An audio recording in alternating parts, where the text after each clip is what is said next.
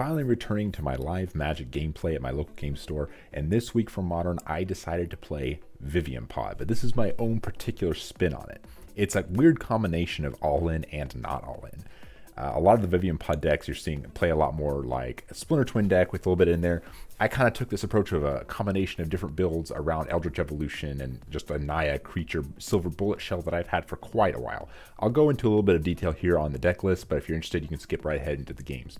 I am still experimenting a little bit with the format of both the deck tech and the gameplay coverage, so feel free to shoot your suggestions here. But effectively, if you're not familiar with the combination, Viven on the Hunt is a Planeswalker for 6 mana, and it is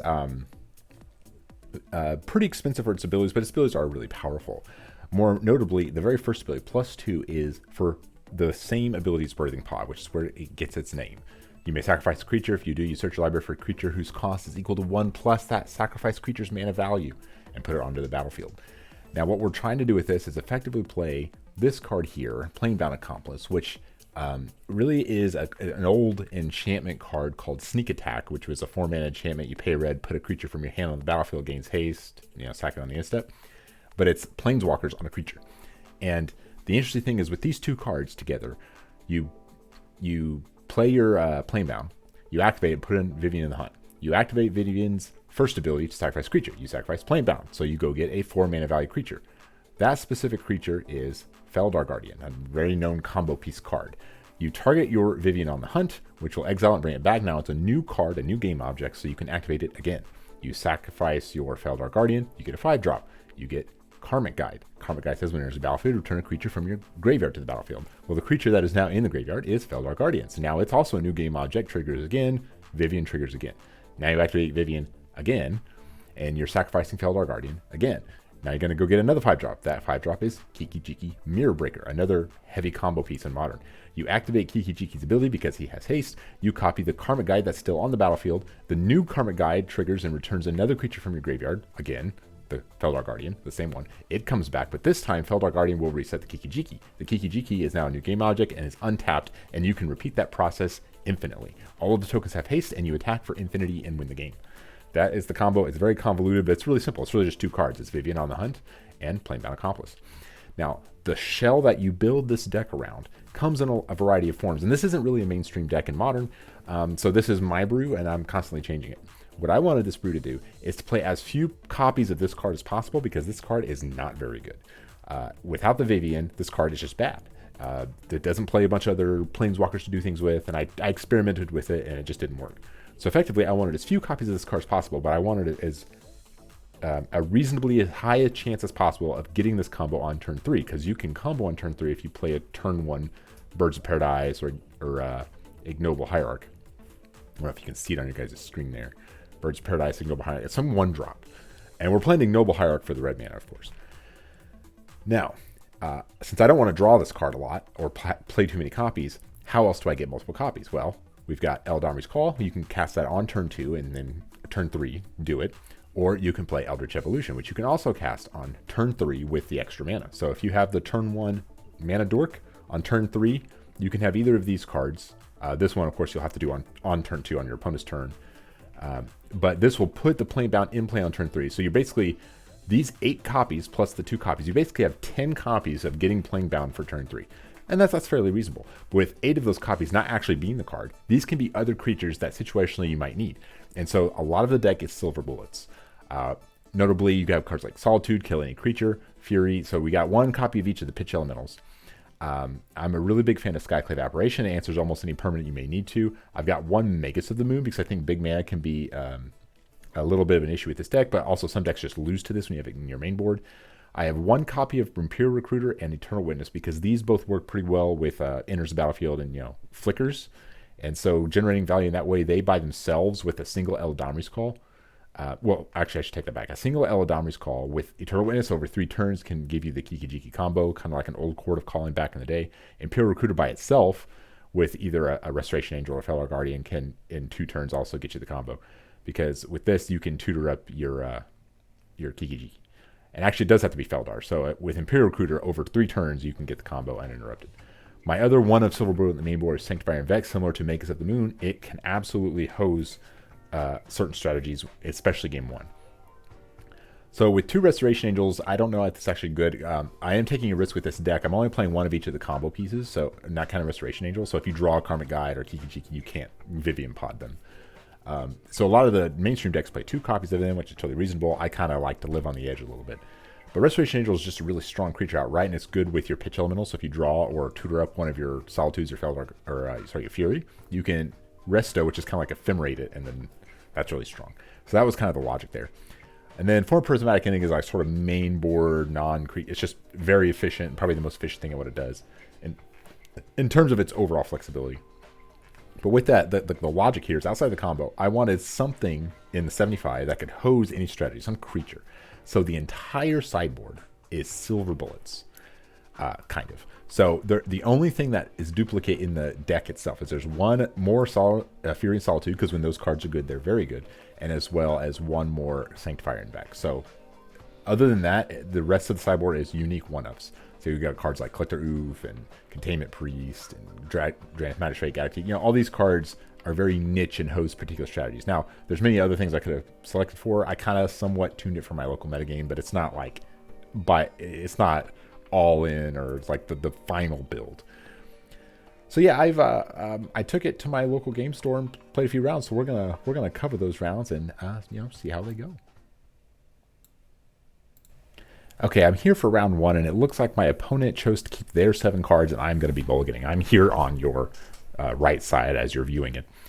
And I don't know if I think I've played this deck at my local game store exactly ones of times. Maybe 2, but I'm having trouble remembering what the other one was. But either way, I think that the problems I was having with the deck at the time was it does draw some weird hands. I've mulliganed at least once or twice every match. At least once, and maybe not twice. I didn't keep as many 7s as I would have liked. So that was something that I think I don't like about the deck. I was thinking about playing the new card. It's basically Fire Prophecy. It's from March of the Machine. It's 1 in red, instant, deals 3 damage to a battle, a planeswalker, or a creature, which makes it better than Fire Prophecy, so it only hit creatures. And then you may put a card from your hand on the bottom of your library if you do draw a card. So what this does is it lets my greedy nature be not as punished if I draw a combo piece for the Vivian Pod. But kept a 6-card hand, it looks like. I play a turn 1 Birds off my Shocked Steam Vents. Seems like if you see Stomping Ground Birds of Paradise, I don't really know in the current modern meta game if that's supposed to represent anything noticeable. So my opponent probably has no idea what I'm on. Seeing them play a basic island, I don't really immediately conclude anything specific, but I am pretty sure that my Magus of the Moon is not going to be very good. Now, after what I was saying about mulliganing a lot, is I did mulligan a lot because there's just some weird hands. It does draw some, they're not that great. And I still won more games than I expected to after seeing those. I would see these opponent's hands. I'm like, man, this deck's not working out the way I was hoping. And especially after how some of the games progressed. But as I kind of kept playing it, the deck had more staying power than I expected. I would get a handful of wins from just the combo being disrespected, and I would just kill them out of nowhere. I did have to get lucky, of course, because that's how this game works. But also, the grinding power is not as bad as I thought it might have been, because there's not that many silver bullets. There's a lot of fragile pieces. The combo can be somewhat easily disrupted. It can be disrupted with Graveyard Hate. It can be disrupted with spot removal. I mean, there's so many things that it can stop. So with that in mind, that was just some of the takeaways from the tournament, but still went a little better than I thought. So anyway, my opponents, they're shredding, they're bobbling, they're doing their thing. So clearly my opponent is on Murktide, choosing to play Ledger Shredder. I think the overall Murktide shell is pretty set in stone, but there's usually a handful of flexible pieces. Some people play Spell Pierce, some people play extra Cantrip, some people play Ledger Shredder. I personally like Iconoclast, the 2-drop. It's basically a blue-red young Pyromancer that can trigger off your baubles. So that's really cool. But my opponent just going Shredder turn 2 pass. You would think that's good for me. I could win the game right here. However, I don't believe I do. I have to have the combo in my hand. But you basically have to draw a copy of Vivian itself, and then one of 10 other cards. Hit my land drops onto my mulligan. I can't quite see how many cards in my hand, the way the camera angle was this time, but I'm just immediately sacrificing Horizon Canopy is not a good sign. That is not a good sign. But I find a play. The only reason to tap both of those would be double white. Oh, Sanctifying Vex. Now, the fact that I do have one of these main board is pretty strong against Murktide, the Murktide deck. Generally, they have no removal other than red. They're ground well, I don't want to say ground creatures, because if they play DRC, most of the time it's not a ground creature, but it blocks Ragavan really easily, and it can usually attack in unless they have Murktide. But with Ledger Shredder, a newer addition to the deck, I should say, it's not really a new card anymore, but it makes it a little bit more difficult. But I still think this card is strong against this deck. It's worth having. Opponent playing another Bauble seems good. It makes the shredding better. Help get them to their delirium that they need for their other cards. I think right here we're discussing like where the camera cuts off, because I think like he played his Bauble like way off to the right. But so first time he bobbled me, it revealed a land. Now he's bobbling himself. And I think as the Murktide player, seeing birds into Sanctifier, seeing the Sanctifier is a little annoying, because it's going to make delving for your Murktide worse. It's going to make your delirium worse. And then playing a red ground creature, that's not that great, right? So all these things seem kind of bad. But just having some birds sacking, like if I were him, I'd still feel fairly good. I mean, you've got a flying clock, you're up a card in the overall interaction. But the shred here was just discarding a land, so still only 2 damage. But hey, a clock's a clock, right? Now normally I wouldn't mind racing back here, but I don't want to be hit by this Ragavan, so I'd be a little surprised if I attacked back here.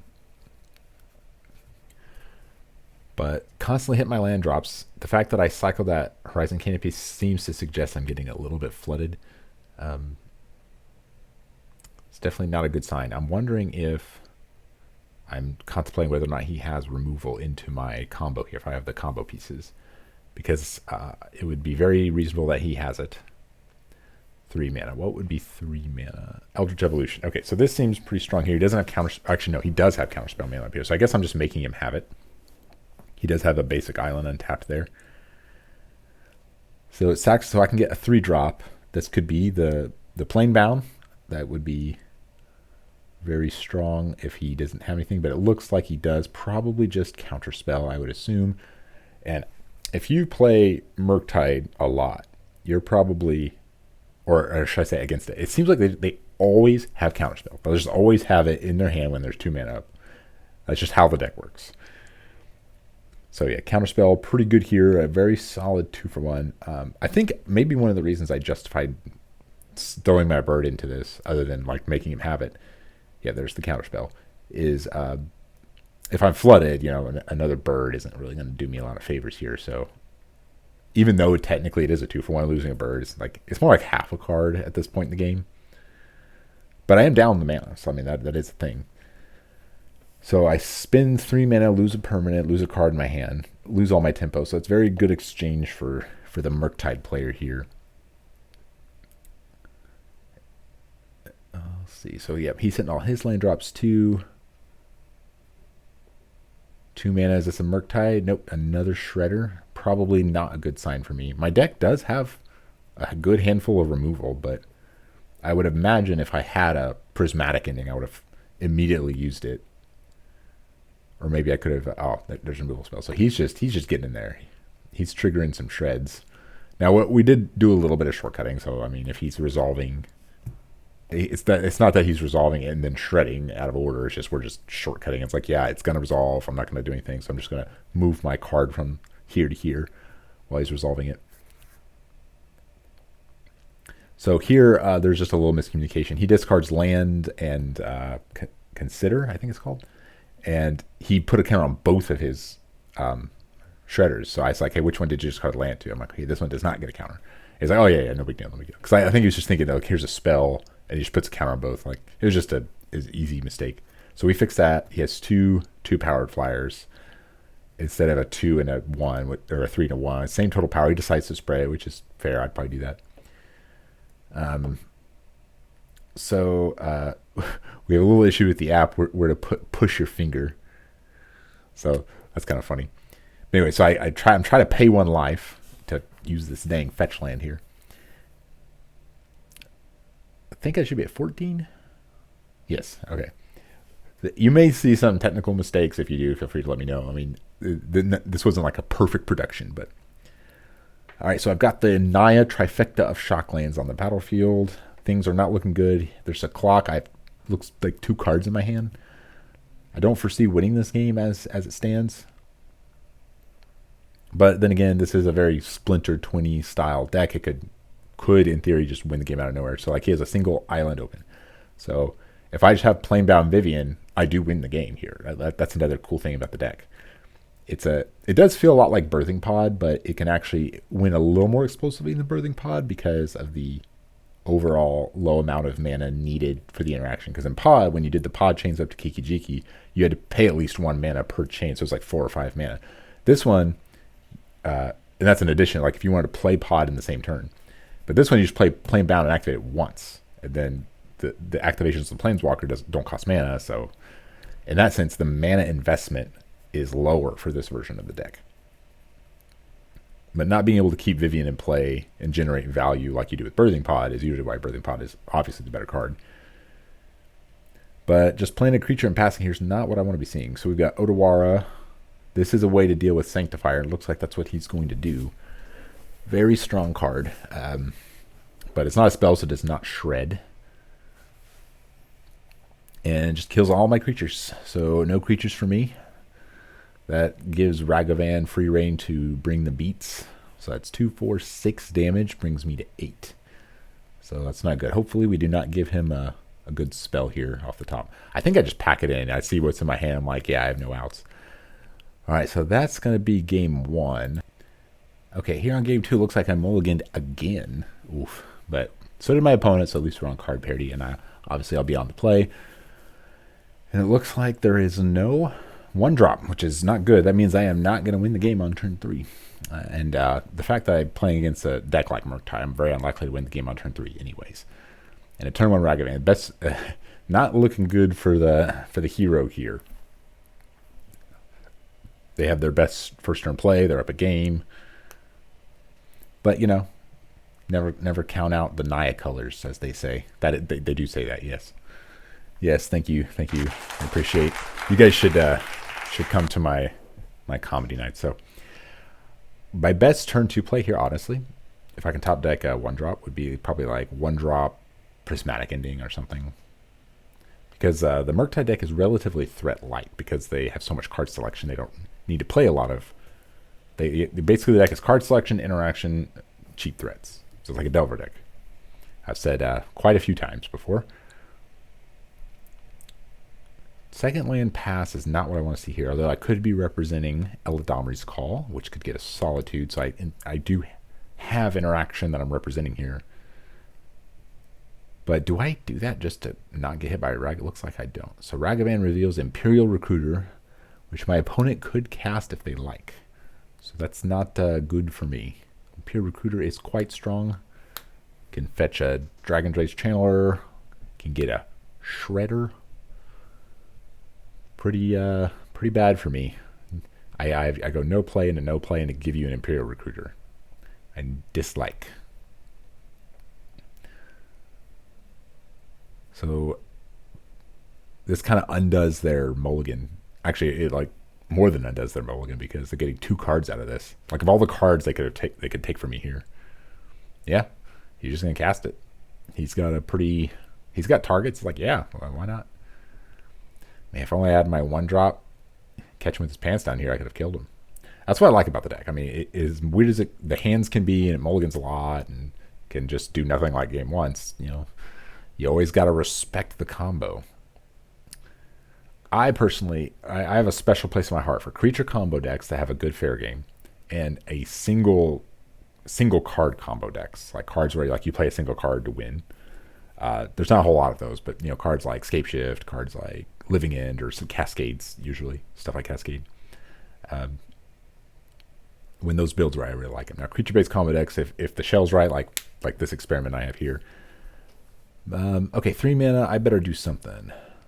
Oof, that is technically it's something, but it's not something I want to be seeing here. Eternal Witness to get back a land. It's not very good, but it does. At least I can block this Ragavan so he doesn't take more of my goodies.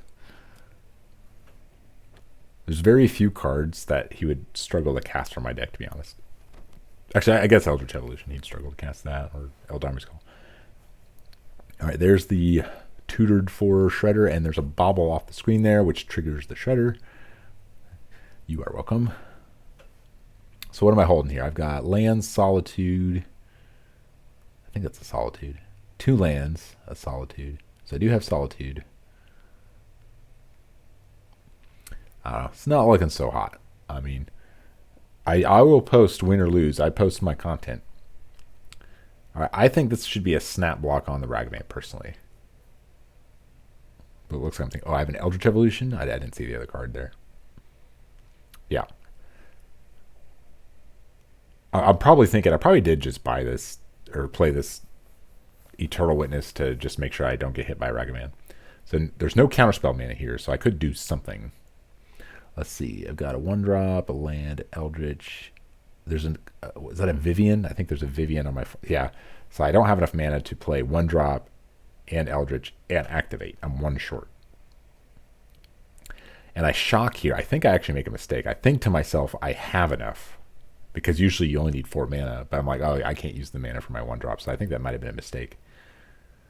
That I just shocked myself for no reason here, if I'm remembering correctly. While I remember the overall, and I say it's about all my Magic lives, I remember the overall games for the like some general things happen. I don't remember all the details, so a lot of this is pretty fresh for me. Yeah, I think this is where here I'm sitting. I'm like, dang it, I shouldn't have shocked. That's what's happening. Realizing actually I can't activate. I had it. I had the win here. Although he could have, an Unholy Heat would break up the combo. However, next turn, I could just cast a Viven for 6 mana. That could be a thing. And he doesn't have like a massive clock on me, although I assist him with the Shockland. His clock isn't like you get 2 turns to find something. Like it, I'm like, my life total's like still kind of high. He has a low amount of power. So it's not the worst possibility, but since I have Solitude in my hand and I have an Eldritch that can find something, like I've got things to do. So as long as I'm not just dead and he doesn't have a billion cards in his hand, which I actually don't know. I don't remember how many cards he has here.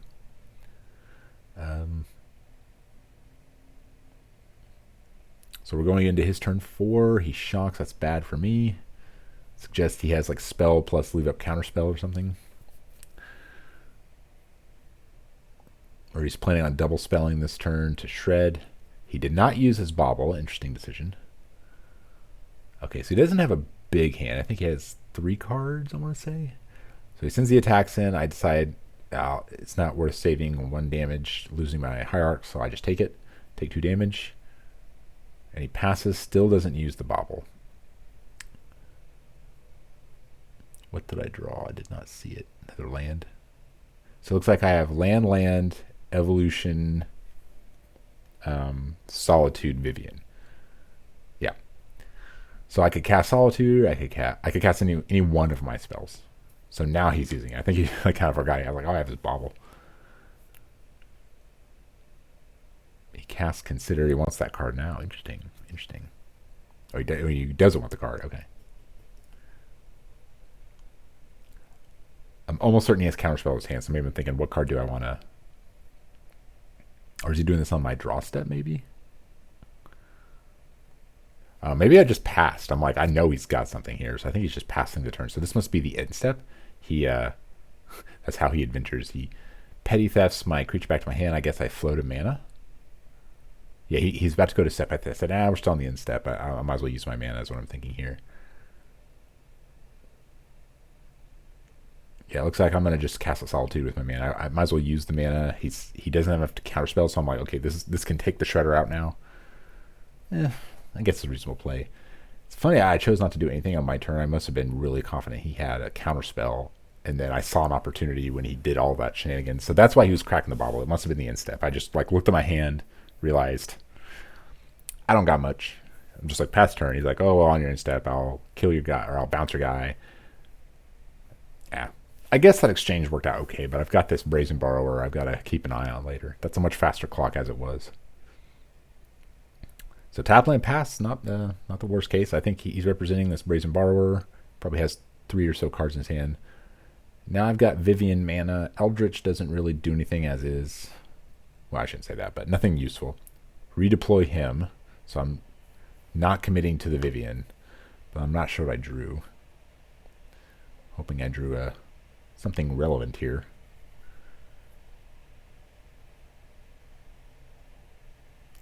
I am in the tank. In the tank. I'm trying to see if I can remember what I have. I'm trying to remember how this game goes. I think an attack here is reasonable. It's for 4. It gains me some life. That's the only reason I'm doing it. A Dash Ragavan is a little bit of a problem, but I guess I'm willing to lose the Hierarch at this point.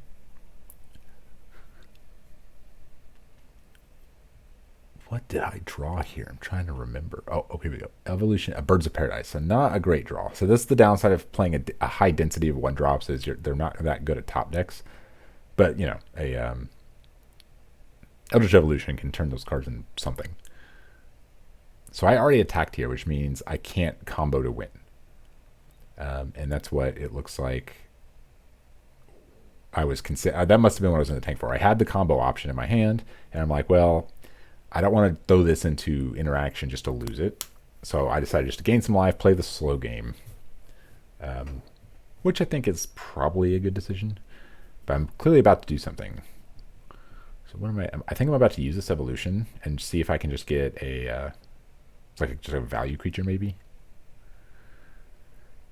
I'm not entirely sure what I brought in. I probably brought in a Thragtusk for card quality.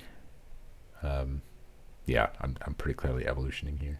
Sack the bird. So just play the bird, sack it, force him to use a counterspell. So this Viven, I can just hard cast at this point. So there's a counterspell. Big sad. Really, of all the cards to counter, that's like one of the best ones because it's a 2-for-1. And my last card is Viven, which is in this situation, it's a pretty good last card to have, I think. He has no clock on me. I'm 16. I got Solitude. He's got there. Now he has a clock on me. But I could race this pretty well, I think, as is. So he's going to need to play something. He's going to need like a big Murktide or something. Alrighty, so Kessig Wolfrun. Ooh, really strong with Solitude. Not very good against removal spells, but you know. Alright, still deciding not to try to combo. Not that I could at this point. Okay, so I go to attack. He's got something, which is putting counterspell mana down. And I like that, because that means I'm going to get a Viven. Oof. So he plays a Dress Down, which is interesting here, because he really doesn't want me to gain the life. I think right here, we're talking about whether or not Exalted still happens. And I said, yeah, so it's already on the stack, but the lifelink does go away. He's like, all right. So it's the lifelink he doesn't like, which is interesting. So that kind of suggests to me he doesn't have a removal spell. So that's the draw off the... So that gives me a pretty clear window to just cast Viven here. And it looks like that's what I'm doing. Even though 6 mana is a lot for Modern, I mean, sometimes you grind into it. Vivian's just a good card. Like, all the abilities are really strong. And I sit here and think for a bit of which one I want to use. So making a 4/4 is like kind of reasonable. I can like just race him. But also drawing cards is reasonable. So I check to see how close he is to Delirium. I'm like, okay, you got Delirium. Which means he will kill Viven no matter what my loyalty is. So I'm thinking, I want to draw cards, but I actually have a lot of non-creatures. I got 4 Viven, I got 4 Prismatic Ending, 4 Eldamri's Call, 4 Eldritch Evolution. That's a lot of non-creatures in a creature-heavy deck. But I decided to do it anyway. I'm like, I still have quite a few creatures. So mill 5 cards. 1, 2, oh, creature. Oh, yeah. Oh, that was a winner. I'd like to draw 4 cards. I think I was like, oof, pretty good. And I did draw the combo pieces, so potting for combo is not on the table. But I mean, I don't necessarily have to combo. Restoration Angel Solitude's already like good right there.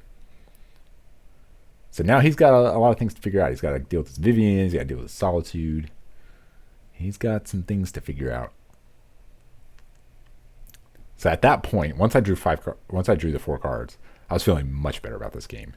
I'm like, okay, if I can squeeze this win out, which I'm feeling like I could, I think he's pretty low on cards. I can probably, at least I can get to a game 3, have a chance to win.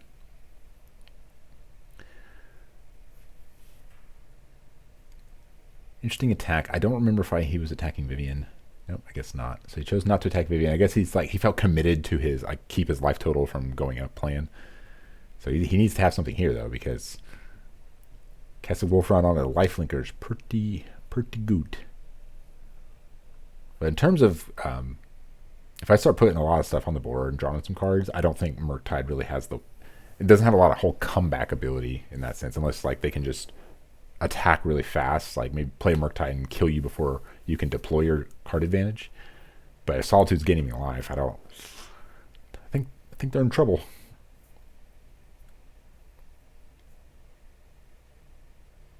Okay, I just go for an attack here.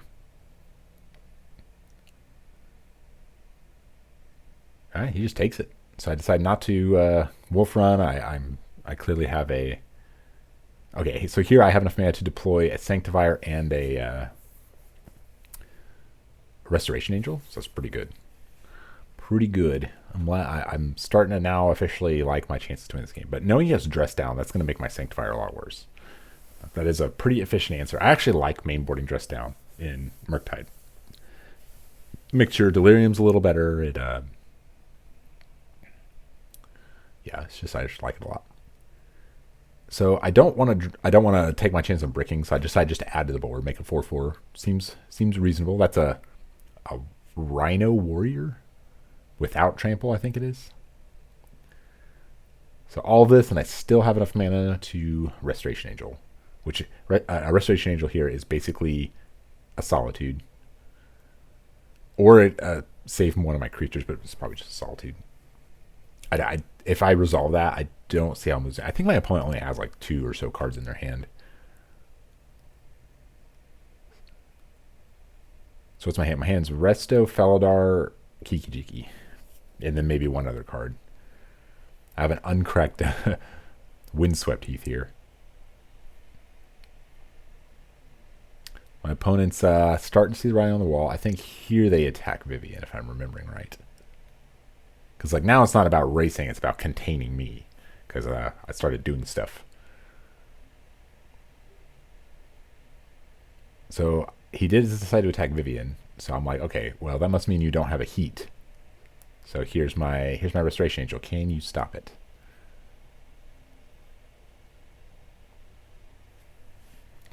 Can you stop it?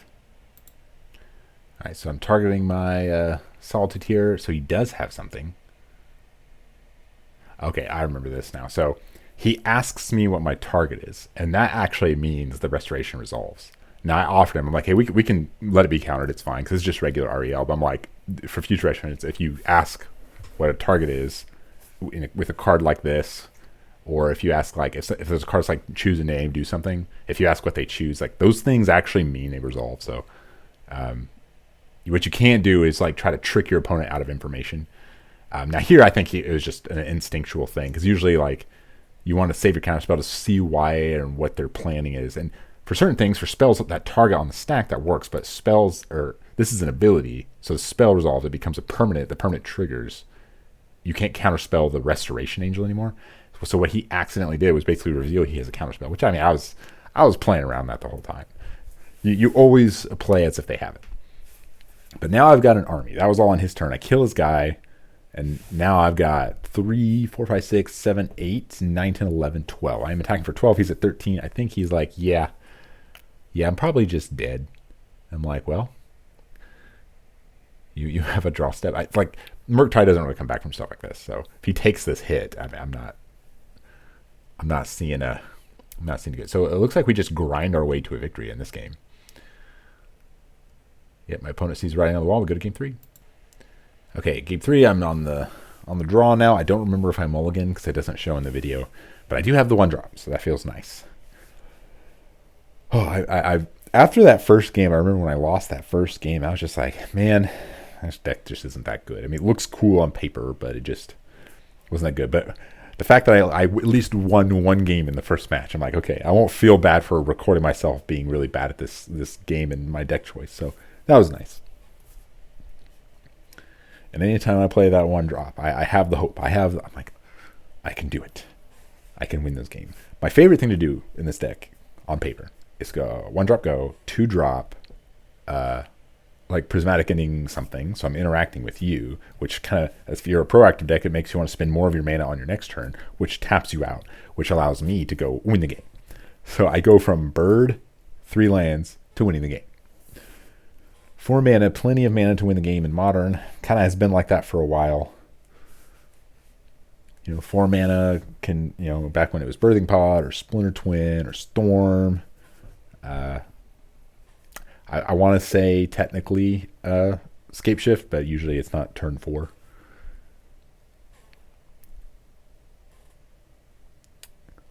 Milling a Mishra's Bauble means to me he's looking for something specific, maybe counter or interaction. He doesn't want to just die to the combo. And that's another thing too. It's like if your deck has a somewhat reasonable fair game, which I think this deck, not quite at the level that Birthing Pod was at or other creature combo decks, I think it's probably as good or better than what's the other Eldritch deck, the creature combo deck. His name's eluding me, the black one, but that deck's fair game is, in my opinion, a little bit weaker than this one, but its consistency and hands are better. So it's like, and so it's probably an overall better deck. Man, I am brain farting on what that character is. I keep wanting to say Nixilis now, but the human, or not the human, the one with protection from humans. Darn it, it's going to bother me.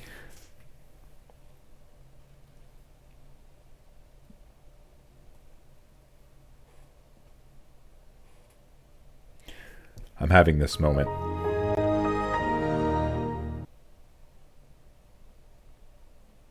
I wonder if I can remember before my phone loads.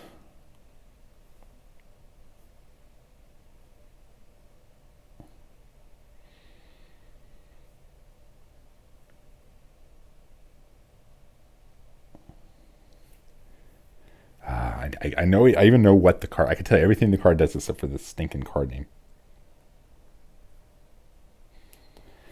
Well, anyway, so while I'm trying to figure out what that card is that everyone watching this clearly already knows. Let's see. Modern metagame.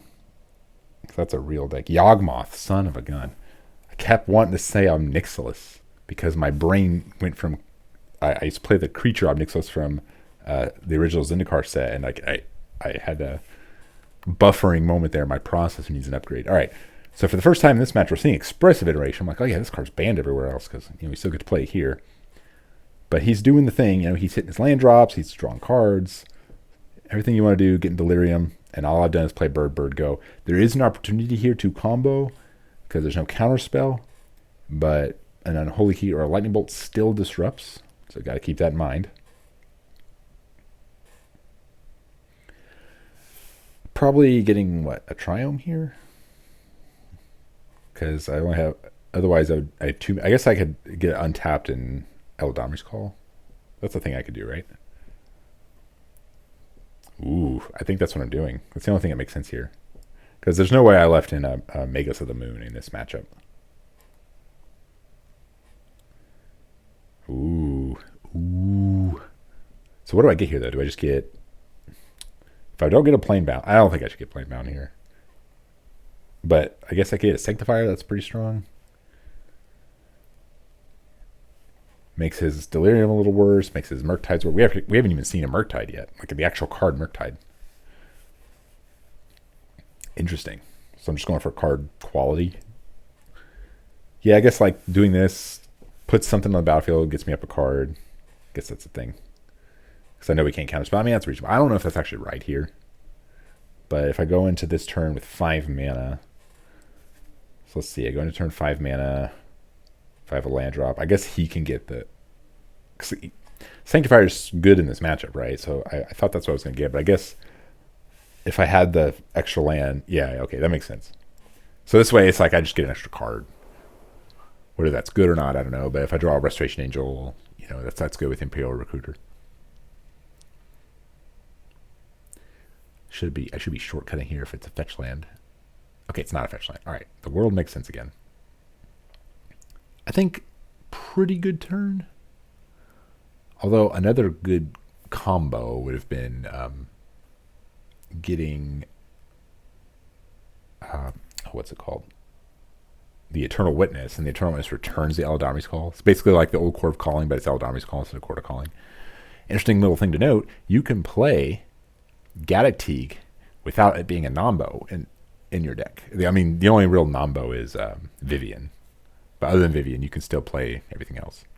You can't cast Viven from your hand. You can still activate the ability.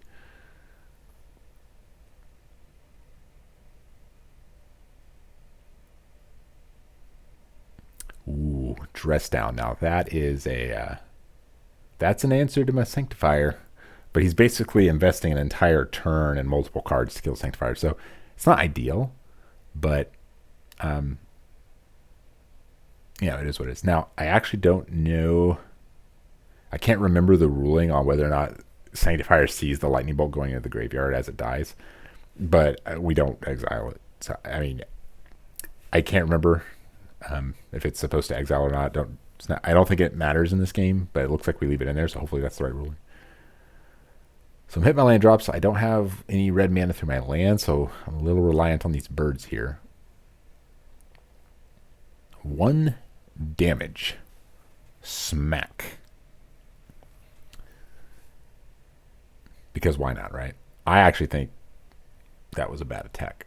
I mean, I guess he's at 15, but this is an easy block with Dash Ragavan, so yeah. Eladamri's Call, main phase. All right. So what do I get? Do I get another one? So I probably brought in the second one, right? He has no counterspell here. I don't know. I mean, it's good, but it's not like amazing. Is there a better card to get? 4 mana. I could get Restoration Angel, I guess. Try to set for Kiki Jiki, but I don't have 3 red. But any fetch land would do it. I guess I'm thinking about it. So I get Restoration Angel, I could play it. He's only got basic island up, so he can't even stop the flicker. Huh?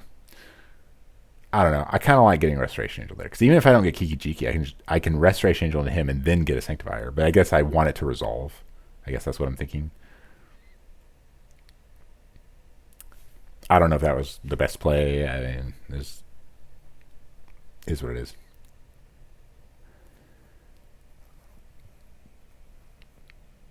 Maybe my thought process is like, I need to get this down now while I can't counterspell it. And because he went through so much effort just to kill that first one. So,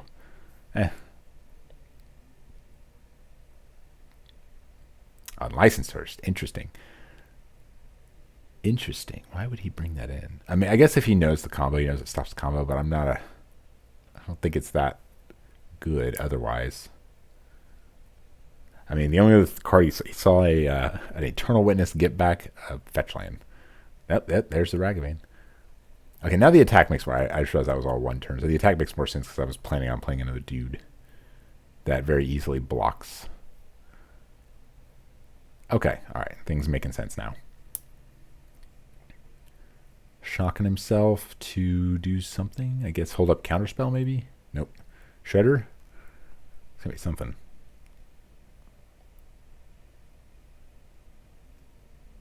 No. Oh, is it a Murktide? Oh, Lord. That's not good for me. Okay, so we've seen his other 2 cards. I still haven't seen any stinking... It's not a very big Murktide, but I have not seen any of my prismatic endings. Come on, man. It's a 4/4, so I've seen worse. It's still a problem for me, though. But I'm at a nice, comfortable 20. Cycling that, I guess that's a good thing. All right, what's combo? Come on, combo. That'd be so awesome. I have not comboed yet, just once.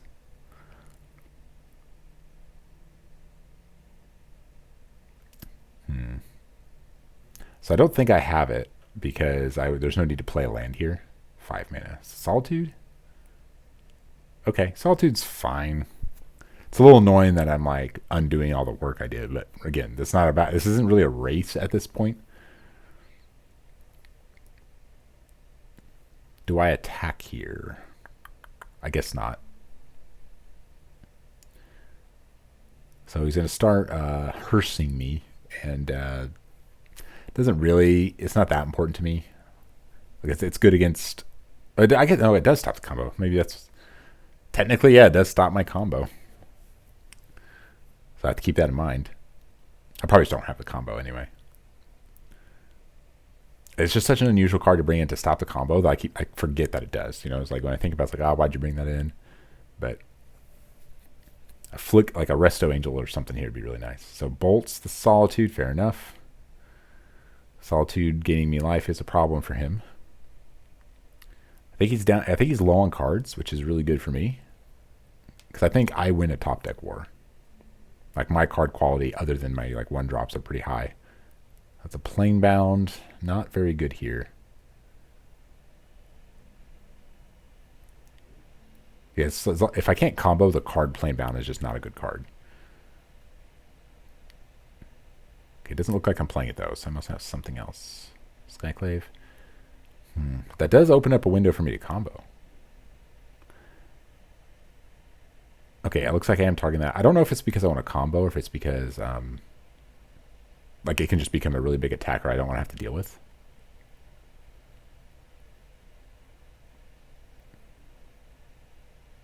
Oh. No attack. Interesting. I guess I don't want to have to trade off any of my dudes.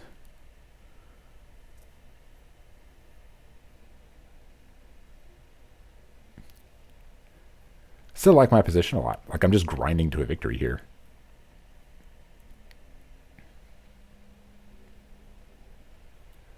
Is that an attack? Is it still my turn? Okay, I am attacking. All right. I think we were just figuring out something. But so attacking with these little dudes. Okay, no, he's got his one of his answers to my guy. So he's just gonna adventure it all in one turn. Fair enough. Okay, now he's in the game now. I think. If he counterspells the Sanctifier back on the way back down, that's good for him. And then I would feel behind. So now I'm here at, do I want to trade this Skyclave or just lose a bird? Do I want to let him hit me? In hindsight, what would I do here? So I decide to fetch. Interesting. Do I have a Restoration Angel? Oh, that'd be so good. Okay, no Restoration Angel. Why would I do that? Am I just letting him take the hit, maybe?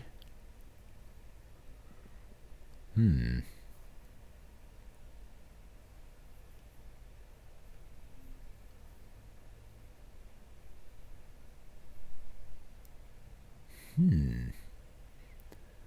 must be really deciding if I want to take this hit or not. It'd be kind of weird if I go like fetch block. Like, why?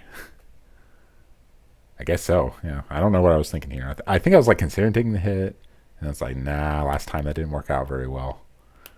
He's got a bunch of mana too. Alrighty, well that's interesting turn. So he does have more power than me on the race. So I need to play something. An attack here, in my opinion, seems to suggest I have something. Well, other than that. Actually, no, I guess that makes sense. So, okay, so he's tapping his Scalding Tarn there for mana. I don't know if I caught it in the actual game. I think overall it doesn't impact the game.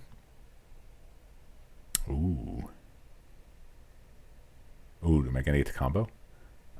Counterspell, they always have it. Okay, so slight misplay by us. I didn't catch and he didn't catch that it was a uncracked Tarn. In the scheme of things, it's probably a minor, doesn't impact the game because it's if I lose the game and he's at 1 life, then sure. But all right, I'm suiciding another. I just do not want to take a hit from this Ragavan. It's like I refuse.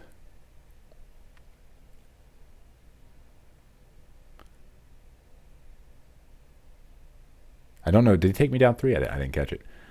So there's going to be some technical mishaps that you may catch here and there. But okay, so he stopped my combo. That suggests I have a Viven in my hand, which is still not bad. Just casting Viven here is not that bad. The odds of him having another counterspell are pretty low. Oh, I don't have a Viven. Interesting. Is that Feldar Guardian? That's actually not bad. So Feldar Guardian can draw me another card. I could go get Kiki Jiki, but then I have to wait a turn. He's going to see it come in.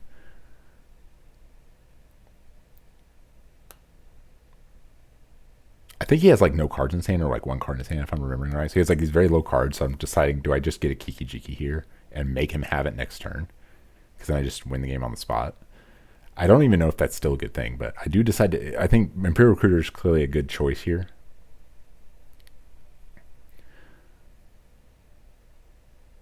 I don't even attack first. Interesting. I guess I'm just like, hey, this is where we're going with this game. A couple damage won't make a difference. So either you're going to draw an answer or you're not. Okay. Not even using the Viven. Just tutoring up cards the old-fashioned way. All right, does he draw the answer? Ooh, that's not an answer. I think he has one card. So yeah, I decided to just block the whatever chances there's a card on the top of my library that can deal with what I have.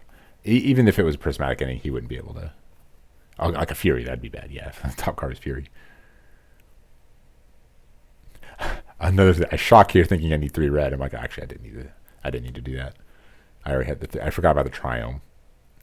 All right, do you have it? I'm going for the GGs. Oh, he doesn't have it. Oh, I do somehow squeeze out a win on the first round. Like I just got kind of lucky. He drew a lot of nothing. Okay, I mulligan again here in round number 2. But I do have the start. My buddy Jordan here decided he wanted to use his playmat, which is, fair enough. His cool playmat, wants to show it off. So when I see this opener, I'm like, is this just a hardcore blue-eye control deck that decides to use this as its card advantage engine? I still think I think just Ancestral Visions by itself is still just a good card. It's a reasonable card. But doing this suggests that actually I guess I could stop the combo. I mean, there's nothing else for me to do on turn 2, really. But comboing off successfully against a control deck is going to be very difficult. Because they're just going to go Lango, Lango, Lango. And, well, you got me. Also, Solitude can just stop the combo at any point. So I'm not sure how I feel about this matchup game 1. All right, so I'm not comboing. Decided just to go for some card quality here. Just a regular counterspell would be really bad for me because it means he's going up on mana, up on tempo. Very tempo positive.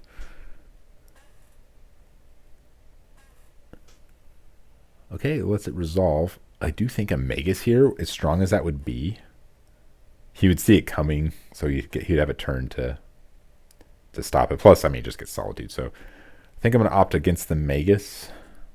What do I get here? Like if I was me now, what would I get? Do I start building up into the combo? Probably not. Interesting. Am I low on mana? Maybe I don't have a land in my hand. I think I'm on the play, so yeah, I think I didn't have a land. Interesting. Well, please don't board wipe me. That would be very not good. Whew. Oh man, I think I get board wiped this game if I remember right. So that new enchantment that's like all non-land permanents 2 or less, that card's really good. Not necessarily uniquely against my deck, just in general. I just think that card is really underrated. Maybe it's appropriately, but I think it's really strong. Yeah, I don't. If I miss a land drop here and I don't have a few cards in my hands, I don't see any real way I'm going to win this game. So him having a Triome doesn't necessarily lead me to believe he's really a multicolored deck, because he's probably playing Prismatic Ending or Leyline Binding or something. But even though missing my lands, I do still have some mana here. 3 mana. Oh, we're going for it. I'm thinking to myself, there's no way this is successful, right? Okay, so he knows what I can do, so he's thinking, how do I want to stop this? All right, so the ability's on the stack.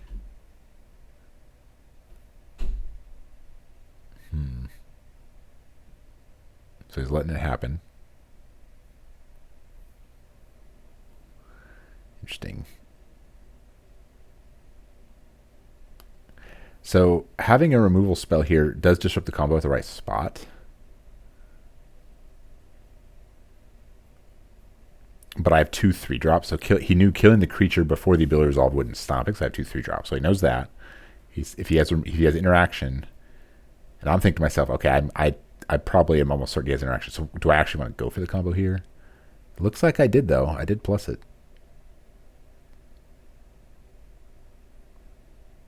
Yeah, he's trying to figure out. Okay, knowing he has the 2/3 drops, where in the process do I want to try to disrupt him?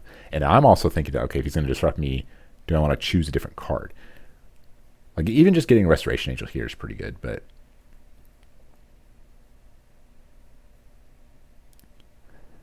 maybe I just make him have it though. Because if I choose to not go for combo and just like do something else, then he doesn't even have, the Vivian just dies on the end step.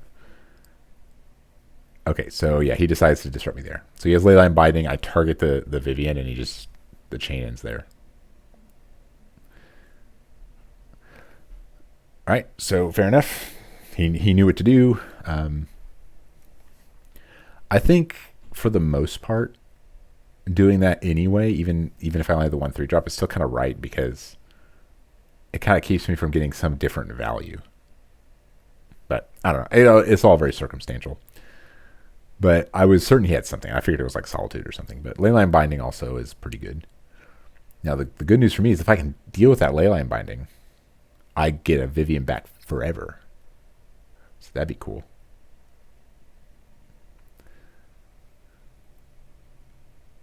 But, I have some dudes. I could reset. Imperial Recruiter can find it. I think I just scoop here if I remember right. I'm just like, yeah, I'm not. Like, what am I going to do this game? I'm missing my land drops. I only have a few cards in my hand on a mulligan. I don't draw a land. Yeah, I think I'm going to pack this in. Yeah, we're just like, yeah, let's just go to the next game. All right, well, good news for me going here into game 2. I think I keep my 7 and he mulligans. But I have a lot of good sideboard cards for this matchup. Like a lot of cards that actually can do something, and I have a lot of dead cards I can bring out. So that's pretty good news. After seeing what he played, I don't know if I kept in my prismatic endings. I assume he probably plays a few planeswalkers where it would be okay, but it's hard to say if that's card still worth keeping. Ooh, Gaddock Teague. I like this card. This stops Leyline Binding. It basically stops the 2 cards he played against me that game that like mattered. So that's nice. Now I can't cast my Vivian, but that's the only thing I can't do. No longer playing Court of Calling. Don't have any Birthing Pods. Don't have it. Cards like that. Not that specific card, but no Collect Company. So Teague, I really like Teague in this sideboard list. I just drew it too. I didn't have to tutor for him. So attacking suggests I have no combo options. Maybe a Restoration Angel if he tries to kill it. So I think maybe I'm thinking, okay, he's going to his turn 3. That's representing a Teferi. And if I can if he goes to negative on my something and then I stop it, he has draw a card. But that seems like a bad play actually. So if I have a Restoration Angel here, am I just making a 3/4 body? Because he can't board wipe until he kills the Teague. So he's got to put mana into killing the Teague, and it's got to be like a Solitude or something. And if he goes Solitude, untap, board wipe, the card parity is not like that bad. And if I'm not mulliganing this game, those are things to keep in mind. All right, Shock here, he's got something. Okay, this makes sense. So now the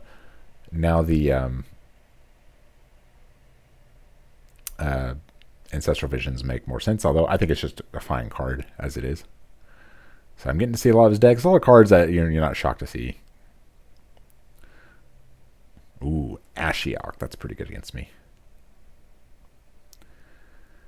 All right, well, he's drawn 3 cards, and he has a lot of 0 mana spells I have to keep in mind. Although he cannot force me here if I Eladamri's Call. Fetching that, yeah, that suggests a rest. So I did have the Restoration Angel. Nothing really to, no flicker value here. It's just a dude.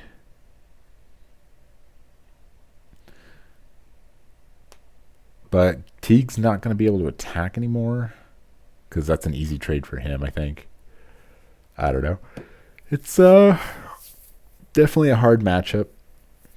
I wouldn't say it's unwinnable, but you know, creature decks that aren't like super fast are always going to be a little soft to blue-white. All right, can I combo here? Please have the combo here. That'd be the literally the perfect time to combo here. Okay, no, I don't have it. Doesn't make sense to do anything else other than a combo here because force negation. Actually, no, I guess you can still have a solitude. I gotta respect the solitudes. Man, the pitch elemental has really changed how you play around things. You know, so someone said in Pioneer, you know, when they're tapped out, it actually means something. Not anymore in Modern, though. It used to like kind of mean something. I mean, there's always been some 0-mana spells, but not like not of that quality. Okay, so I know I'm not getting board wiped this turn, which is a nice feeling. Ashiok, that does stop my... I may make a mistake and forget about the Ashiok and go to do something. He's like, nope. I'm like, ah, crap. I think that actually happens this game.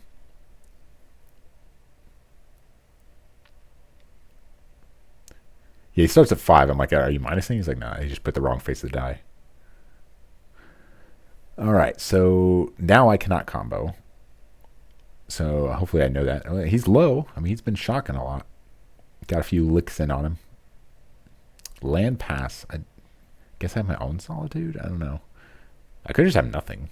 It's like no play. That'd be kind of bad. It's possible. With the Ashiok, I'm looking at my hand and it's all search. That's also possible. He decides to start milling me. Fair enough. I brain drain with Magistrate. That stops the spin and Cascade. But he will not be a factor in this game. Let's see. This is my exile. Yeah. The only reason I feel like okay at the moment is because his life total is so low. And I have a beater. So, maybe this angel will go the distance. And if I'm lucky, his hand is strapped full of 4-drops. And he clearly hasn't drawn Solitude yet. Because he would wreck me here if he draws Solitude. What's he got? 4, so he can still force something. Draw more cards. Yeah, I think he's digging for Solitude or for something.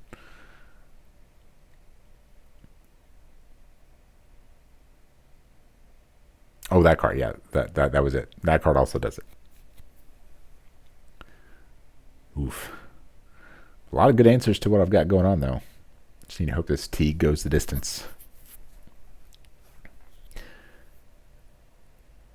trying to think about... I could have comboed him last turn. Yeah, there's just no way he has Solitude, right? Oh, never mind. Never mind. So I guess he can let me have one more turn. But I could attack and kill the Ashiok. But if I attack, then even if I have the combo, I'm not winning the game. It is a combat step game win. But yeah, now that he has Solitude, I'm not feeling so hot anymore. I didn't utilize the window to combo. I didn't have it. Yeah, not feeling so hot. All right. Another suspend. I mean, things are starting to look up for the control player, in my opinion. Oh, I can put him to 2 life here. Oh. So he does the minus again. Nothing super great. So the question is, do I attack his life total or do I attack him or his Planeswalker? With him being that low, I'd like to think I attack him, but if he Solitudes Resto to stay high and I get to keep Teague, that's also kind of good for me. Because he's still low overall, right? He's still at 6.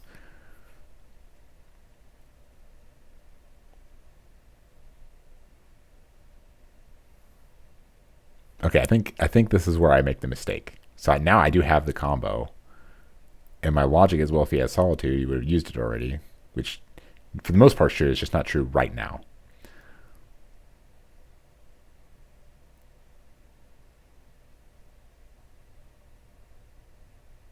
Oh, maybe I don't make the mistake here. Oh, no, the mistake I made was my fetch land up there. So, yeah. The fetch land, I don't know if you, oh, you can't see my cursor. It's up here. I go to fetch, and he's like, nope, can't search. I'm like, ah, crap. But I guess it's good that I did that because that means I'm not wasting the Vivian. So it looks like I go to draw cards, and I just get a resto, which is like a fine draw. It's not like a great draw. Oh, wait, so he does Solitude the Restoration Angel. So T gets to stick around. So I think I went after his life total there. Ooh, so close. So I basically stone ran myself because it's just such a natural, like you fetch in, you don't think about it. I haven't played against an Ashiok in a good minute, but it did help me realize not to make the wrong Vivian play. So I mill mostly nothing, which is good. It's the cards I didn't want to draw. Okay, so he's still alive, but he still has a Teague to deal with. Let's see. He's got a Teferi that can deal with Teague for a turn. That can unlock a Leyline Binding in his hand. I don't have Resto mana right now to save him, unfortunately.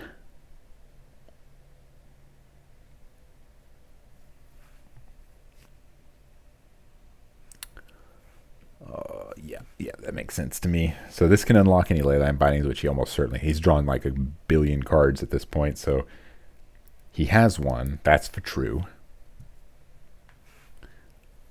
I play as if he... I pretty much play as if he had certain things, and he usually does have them. Like, he did have the Solitude, even if I didn't know he didn't have it most of the time. I played as if he did. Alright, so I could redeploy, but is it Counterspell? Is that super great here? Do I want to spend... I only have so much mana. Do I want to do something else? I need to kill him. But I also can't afford to get board wiped here.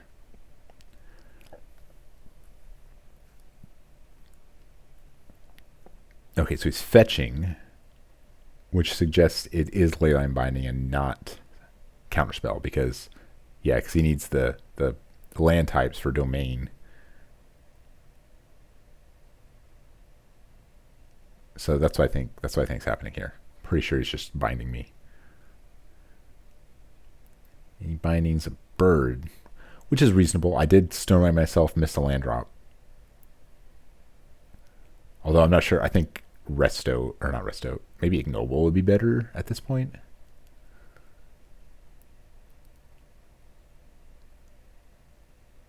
Two mana. What does that do?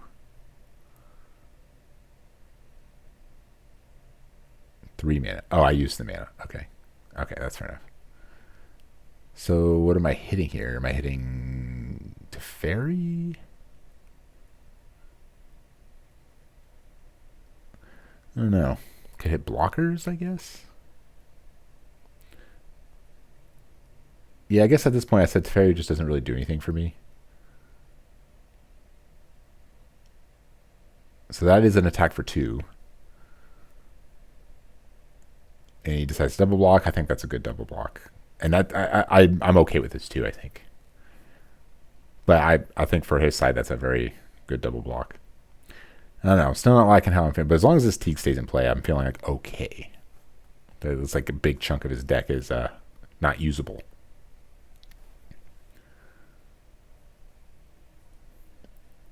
But he's another Solitude away from basically winning the game.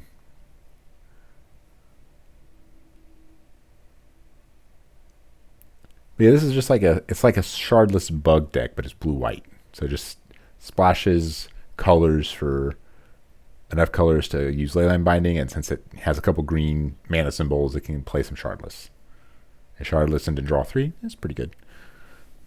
It can block, it can pressure opposing planeswalkers, and it draws you 3 cards. But the good thing about Ancestral Visions compared to other Cascade spells is, I mean, I guess a good comparison would be Crushing Footfalls, but it's reasonable just to suspend it on turn 1. Suspend it, trade 1 for 1, draw 3. I mean, that was originally why they said it was banned. It's just they didn't want that. They thought that was too strong for Modern. Now, we are way past that in power level now. But going suspend on turn 1 and then just trading 1 for 1 and refilling my hand. Yeah, I mean, like that isn't even just a blue-white thing. It could be blue-black, it could be Grixis, many control colors. But anyway, what are my outs to win here? There is combo opportunity. It's another like, hey, if he would have had it, he would have had it kind of thing. So if I have the combo here, that would be really cool. Looks like I do not, but I am putting in a not quite lethal, but almost lethal threat. This can take out Teferi. It gives him a 3/3, but a ground 3/3. I'm not super worried about at this point in the game.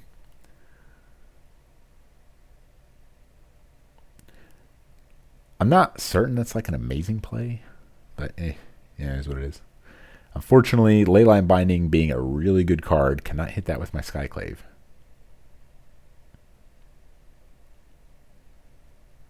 I think he's deciding if he wants to scry with his Castle Vantress. What does he got there? Keeping on top is bad news for me. I didn't quite see. It looked like a white card though.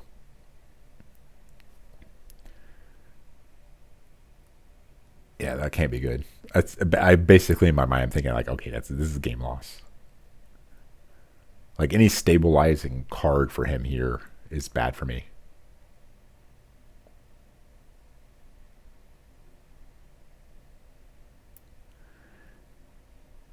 So an attack here, yeah, that's really bad for me. So I could block it, but I think I decided not to, whatever shenanigans he may have. Yeah, this is the enchantment, isn't it? So this deals with Teague and some of my mana. So he's attacking here because he's going to lose his token too. So all these things are very not good. It may not look like it, but he's a 5. I have a 3 power flyer, but I effectively lose the game from that one card. Because he can still afford to take another hit, and he's going to draw 3 cards next turn, and 3 more cards. I kept Magus of the Moon in. I mean, it makes sense to some degree, but with Solitude, it's not that good. But it does kind of make it, like, that's like his only answer, so it makes him have Solitude. Yeah, I suppose. But on this board, it's not super great. Because he's got 2 basics, and Leyline Binding would cost 1, 2, 3 less, so it would only cost 3. So it's not even that good. So you'd have multiple answers to it. So I don't think I deploy it here. Eldritch Evolution eats a counterspell. Oh, technically I'm going for the win here if he just doesn't have anything. This gets Kiki Jiki. Yeah, he showed me, the camera cut off there, but he showed me Force Negation and I scooped. So that did not win that round, so we'll go on to round 3. Okay, going into round 3, I think I am on the play. I don't always put the camera on at the same time, but I believe I'm on the play. My opponent he's kind of, I am mulliganing. Looks like we're both mulliganing. Okay, so that's not the worst thing ever. Not the worst thing ever. Let me try to skip ahead a little bit. Okay, I think we both keep our 6, which is nice. We're not like playing one of those non-games. Okay, yes, I am on the play. So having the 1-drop, always nice. Always the threat to do the thing that I still have not pulled off yet. So doing a little bit of shortcutting here. If I remember right, my opponent has an interesting first couple turns plays, and I have no idea what he's doing. And he's like, it would be more obvious if my hand wasn't so bad. So I think my opponent has a somewhat bad draw here. I got my bad draws out of my system last match, so hopefully we can get lucky. Okay, so turn 2, not a lot for me to do without him doing anything. I have not cast a Prismatic Ending this whole tournament, and I have 4 of them. Yeah, it's I think I'm finally starting to learn my app, but it's the only one I could find with this orientation. So, not a lot of interesting things usually happening in the first couple turns of the game, but Breeding Pool pass, I don't know what to expect from my opponent particularly right now. Yeah, here's where I was like, wait, what? So he goes Breeding Pool, Marsh Flats, pass. What could that possibly represent? And I'm curious, if you're watching right now, put in the comments what you think this most likely represents. These specific lands, and the colors potentially. Maybe something with leyline binding, I guess. Maybe domain. But breeding pool, marsh flats pass. Like even domain zoo, like they're putting dudes out, right? So you could chop it up to a bad hand, I guess, because he did mulligan. So I don't know. But I'm curious to know what you guys think. Before, like, don't comment now. Like, pause it, comment now. Don't wait and see what he is. I'm just curious what you guys think this is. So him leaving open mana, I don't go for anything here. But that also could just be because I don't have it. That's also a possibility.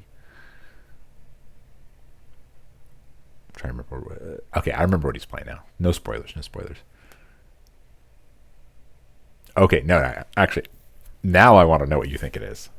So turn 1, tap breeding pool, go. Turn 2, marsh flats, go. No play. Turn 3, dryad arbor, go.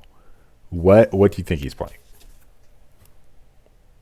So if you haven't commented yet, do it now. And if you have commented, I'm wondering if your opinion changes.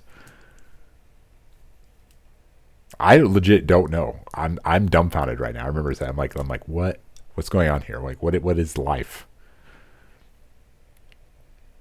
So now I'm going for something.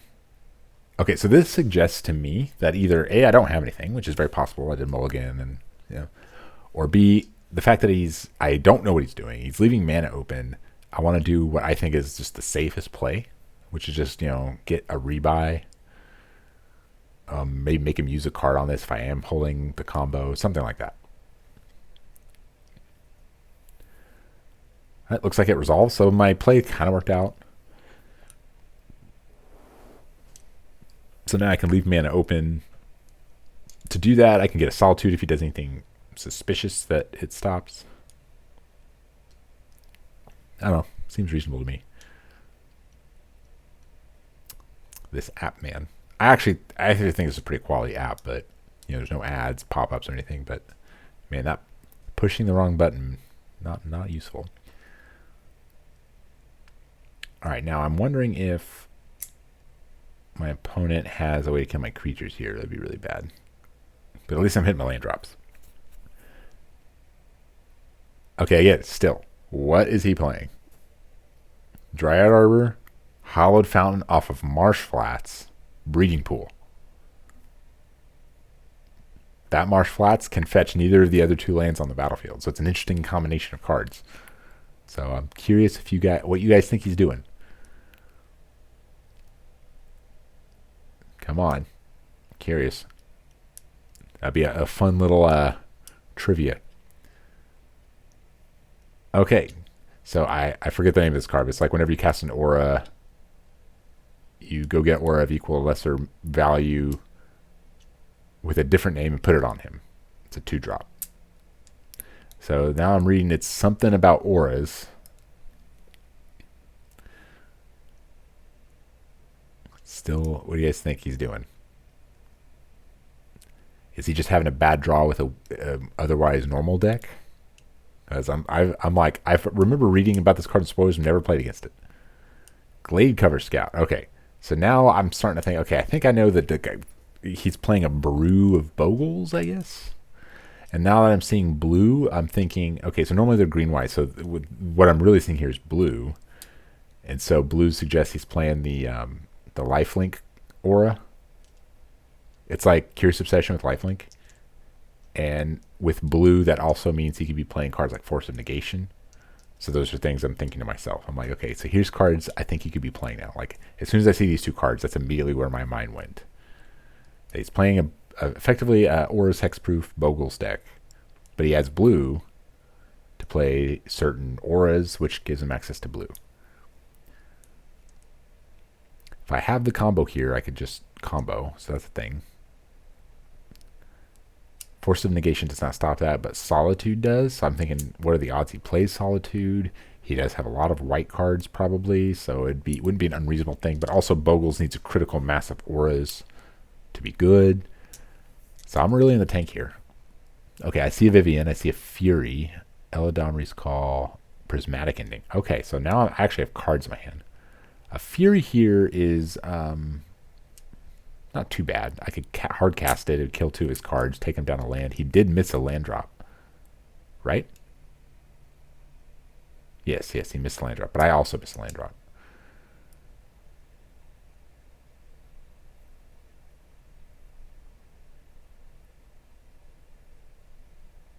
Yeah, I think I'm hard casting if you're here. Kills 2 of his cards. He has no clock on me. Seems like alright. I guess my opponent doesn't technically know what I'm up to either. I've just played some creature-based cards. I played Eldamri's Call, a couple of 1-drops. Haven't really revealed much.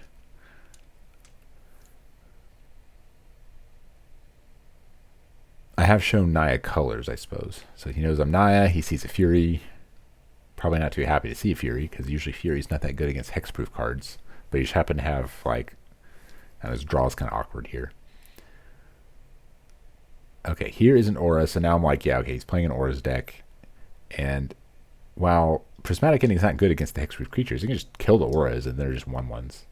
There's the Slippery Bogle. Do you call it Bogle or Boggle? Let me know. Bogle or Boggle? I usually actually call it Boggles.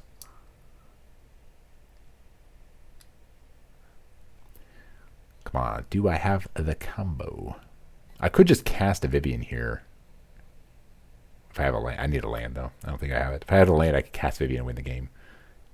So cast Vivian, sacrifice the Eternal Witness, win the game. Nope, does not look like I have it. So attack for 4 double strikes seems reasonable. He's like, I will just take it.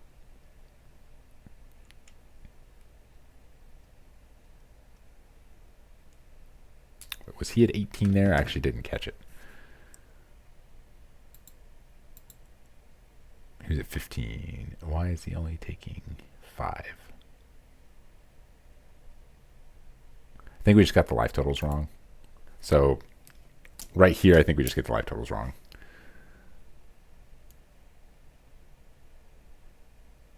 One, 2, 3. So we paid 3 for a shot. Yeah, we're trying to figure out the life totals now.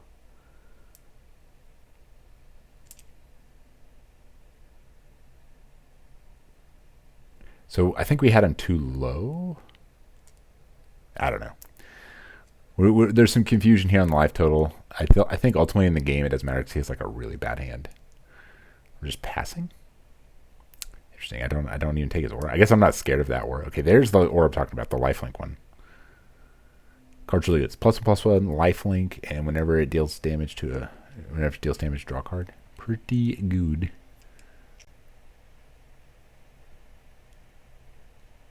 But double strike, I'm pretty not worried about it. But he has a decent attack here. But I'm not really racing him. That's not. So in a race situation, it looks like he's doing okay. But I'm actually not trying to race him here. I can just beat his cards. And my deck's I'm a land away from just winning the game. Or that. So this should be a win. And I think I actually demonstrated for the first time in the tournament. I finally demonstrate the combo. So in step Eldamri's Call that he actually knew about. So I guess I knew about it too. I'm just like, hey, I've got this. Let's see what you do. And he can't force it because this is his end step. Force of negation is not force of will. All right, so as long as I don't draw a combo piece here, so that's the downside here. Right, having combo pieces, multiple pieces in the deck makes it not so stressful. That's top deck's like, Karmic Guide, I can't combo anymore. But looks like I'm going for it, so that suggests I did not draw it. Do you have Solitude? Because that would disrupt the combo if he knows the right spot. Or some kind of like 0 mana graveyard interaction, which is it's unlikely he has main board endurance. All right, so Vivian on the hunt on the battlefield, threatening to win the game. All right, I am going to go through the motions here. This is where it's fun. So it's like, okay, +2, sack my dude. Go get a 4-drop. 4-drop is probably just putting all the cards up in front so I can demonstrate that I have access to them. Feldar Guardian. Feldar Guardian will target the Vivian. If Viven is a new card, new game object, it will activate again. Sacrifice the Feldar, get a 5-drop. Karmic Guide. Oof, we're doing it. Karmic Guide trigger. Get back to Feldar. Reset Viven again. Sack Karmic Guide again. Get a 5-drop. So if in case you missed the deck tech or fast forwarded, this is the combo. Get Kiki Jiki, activate target Karmic Guide. New Karmic Guide gets back Feldar again. Feldar targets Kiki Jiki. Kiki Jiki now targets Feldar over and over and over and over, infinitely, to win the game.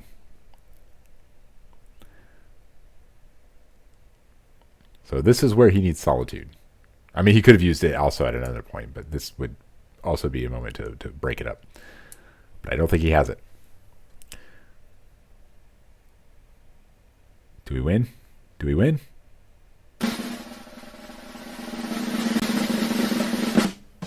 Nope, that's not it. We did it. We finally Viven potted our opponent. All right, let's go to game 2. Okay, I'm pretty sure in this game I mulligan to 6, but my opponent is on his second mulligan. Yeah, so that is somewhat par for the course when it comes to the hexproof decks of all versions, all formats. Like they have to get a dude, and they have to have auras. Like if they have all dudes or just all auras, the deck just doesn't do anything. So that's the downside of the deck. But the good news deck, it mulligans like fairly well. You don't need a lot of cards to win the game in a lot of matchups. Oh, I have a 1-drop, so there's potential for a turn 3. I'm always that excited every time 1-drop. I'm like, turn 3. But my opponent's having a much more reasonable hand. Like seeing this, I know exactly what he's doing. If I saw this opener last game, I'm like, okay, I know what you're doing. You're not fooling anybody here. But just a 2 power flyer, turn 2, not super great. He has very few cards in his hand. All right, all my cards are not English, but that's okay. So I have a 3-drop here. What am I doing?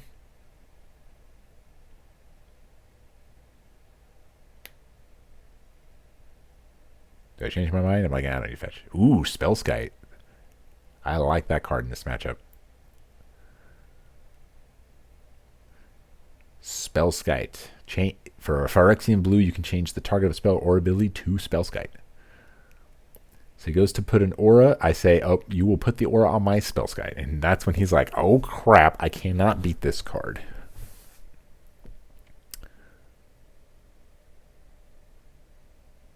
Wait, I just realized. I think I subtracted. No, never mind. Path. It was like, yeah. It's like, yeah, that's a problem for me. I'm like, all right, fair enough. But he does lose the aura, but it's an escape aura, so it's not the worst. Oh, that feels good. I ate a removal spell from his hand. Go up a land. Yeah, I guess I'm like, yeah, I might as well fetch while I'm at it. But I am halfway dead, so that is a thing.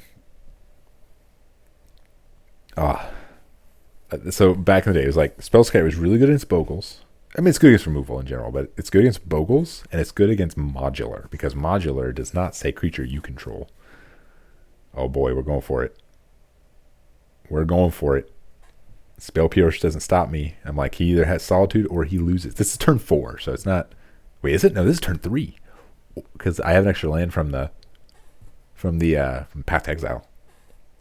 So basically here, I just have to show him that I don't have any of the cards in my hand, and we did it. We finally did a turn 3. Nice. 2-1. 2-1 going into the last round. Okay, so going into the last round here, if you're still watching at this point and you haven't, you need to hit the subscribe button because it's free and it helps the most. I know it's so generic, but it's true. So please just do that. Now, we know what well, I don't know if he knows what I'm playing, but I knew he was playing. It's a small shop, so I knew he was playing Rhinos. In this case, I knew what he was playing. And I was thinking to myself, man, this matchup sucks. All of his cards are good against me. Fury's good. Dead Gone is good. Force of Negation's even good, because a lot of the ways I find Plain Bound Accomplice as a non-creature spell on my turn. Well, sometimes on my turn, but it puts a fast clock on me. My Magus of the Moon is not good. Basically, all my bullets aren't very good in game 1. So I'm thinking, this matchup's going to suck. Like, I don't see how I'm beating any of his cards. What I didn't know is if he was on the Domain version or just the 3-color version. I believe I knew he was just on Teamer. I'm not certain about that, but Fire Ice is good. Like all of his cards are good against me. So I was thinking, okay, this is where I'm probably not going to win, and I don't even have a turn one play here. So, but he hasn't done anything yet either. I don't know if that's specifically good or bad, but I don't feel good going into this matchup, and I still hold that it's not that good of a matchup. So just keep that in mind. But I remember that specifically. I'm already like planning my next game. I'm like, okay, so if I can't win this game, what cards can I play that are good against him? I have a few, like Draenith Magistrate, not bad. Galactique, not Galactique. Eidolon of the White Eidolon, forgot his name. That card's not bad. Stops Cascade. Yeah. So there's a lot of bad cards for me to take out. So that's another thing. But he hasn't put any pressure into play, so that's nice.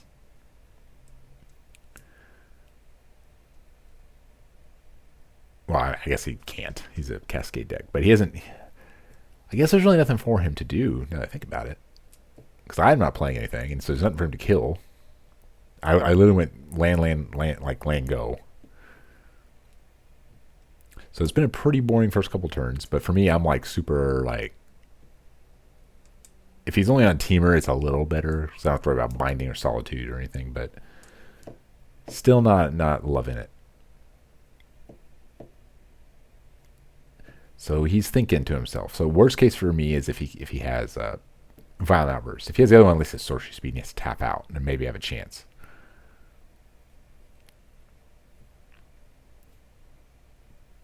Ooh, he's really in the tank here. I guess he doesn't know what I'm doing. I do have a interesting assortment of lands. All right, so he's tapping out. And he doesn't show me white mana, so I'm like, ooh. Ooh. Do I have a chance here? Do I have the Cambo? Look at me. I'm already preparing for the next game. I'm like looking through my sideboard. I'm like, okay, so if he stops me here and I die, what am I going to do? I don't even have that many good cards against him. All right, so we're going through the motions. Yeah, he's got to shuffle before he present before he flips. So I get to see all this stuff here. Now I know he's not. I saw enough cards to realize he's just Teamer. So now I feel pretty confident. So if I, man, ooh, do I have the combo? Let's see. Eladamri's Call. Let's take a Prismatic Ending. So a Prismatic Ending is good. That deals with the Rhino for 1 mana. So that's good at least. So I'm thinking to myself, okay, I get those clock down.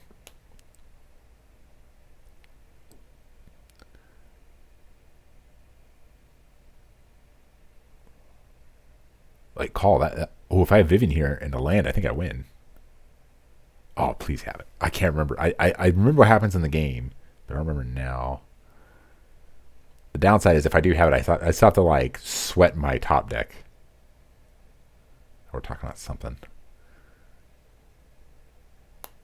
Oh, please get a plane bound here. No, I'm passing over the plane bound. Skyclave, yeah, that's reasonable.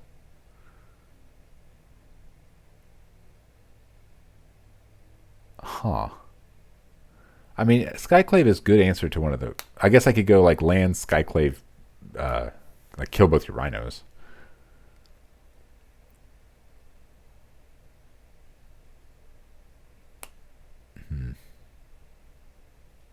Oh, I have the extra land. I guess I don't have Vivian in my hand.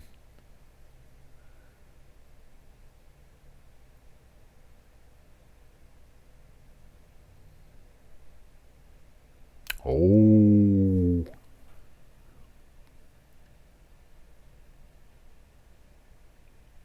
Oh, we're doing it. Oh, he just scoops. We did it. I mean, it was turn 4, but hey, I'll take it. I'll take it. Okay, I'm not certain, but I think we both keep our 7, so that's nice. That's nice. I'm up a game in the last round. Oof, feeling good. Feeling pretty good. I feel a lot better knowing he doesn't have white mana. Like, no white card. Like, the white cards are what's good against me. Don't get me wrong, a really well-timed Fury also good against me.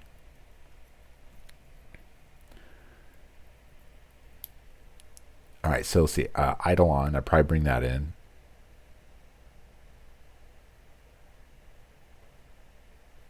Probably not Spell Sky. Maybe I bring Spell Sky. I don't know. Okay, I have a Viven, a bunch of lands, and an Eidolon. What else do I bring in? Probably Draenith. I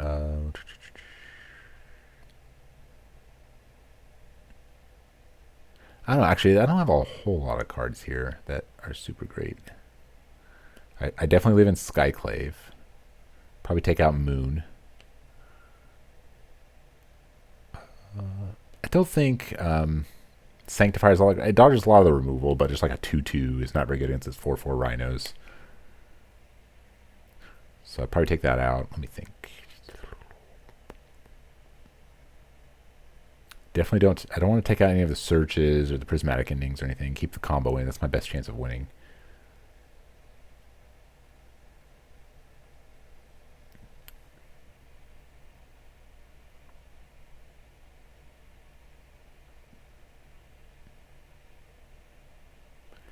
Yeah, I didn't have a 1-drop here, so he can pretty safely tap out to make some power, which is really bad for me.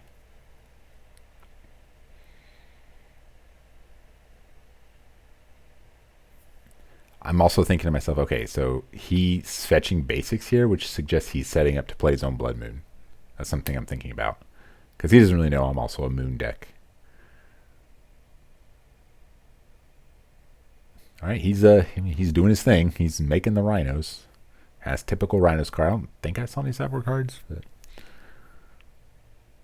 All right, so I'm doing my fetching. Yeah, I think I'm respecting the Blood Moon here. Although that's interesting. Not getting a plains here is interesting. Oh, wait, I think I saw at least one plains in my hand, so maybe that has something to do with it. Oh yeah, I'm like, I'll just get a Triumph. I'm like, yeah, I'll take that back.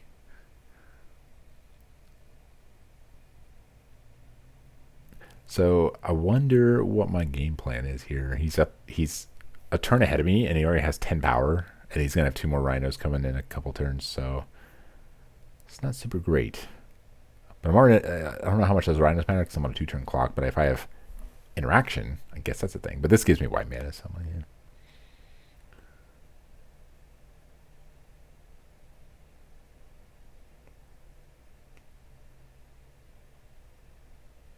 Okay, yeah, I was like, I thought I saw plains in my hand.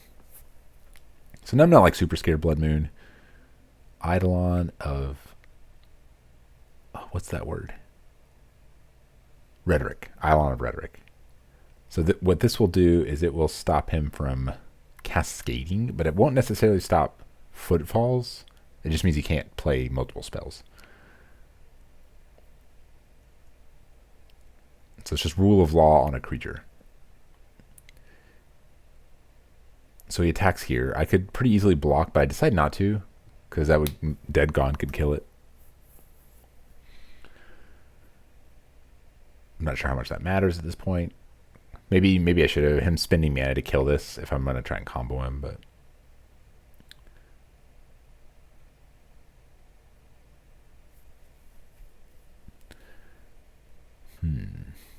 it's in the tank. Let's see, Boseiju. Oh, I have the combo in hand, but I don't have a red mana. I have Temple Garden, Boseiju, and one other. I think it was a land, but I think it was a plains. Another plains. What our opponent doesn't realize is he gave me a source of red mana, and I didn't even top deck. Oh, crazy! Play a mountain. And he doesn't play land either, so he's not even representing Dead Gone, which would disrupt the combo. Oh, it's Restoration Angel. So it's Plains, Boseiju, Restoration Angel. Yeah. So I think he just helped me combo him here. And I didn't top deck one of the combo pieces, did I? That is Resto, right? No way. Oh, dude, we did it. I remember. I thought we went to game 3. Yeah, I think I'm showing in my hand. I'm like, yeah, I didn't draw the... Okay, I remember now. I remember. I don't know. I thought we went to game 3 and this happened. So, yeah. Well, that was the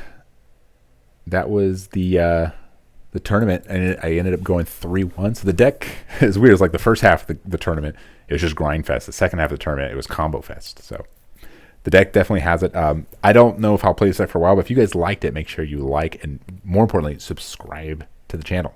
The subscriber base needs to grow more. But I appreciate if you guys like this kind of content, you have any suggestions for a style, please let me know in the comments below.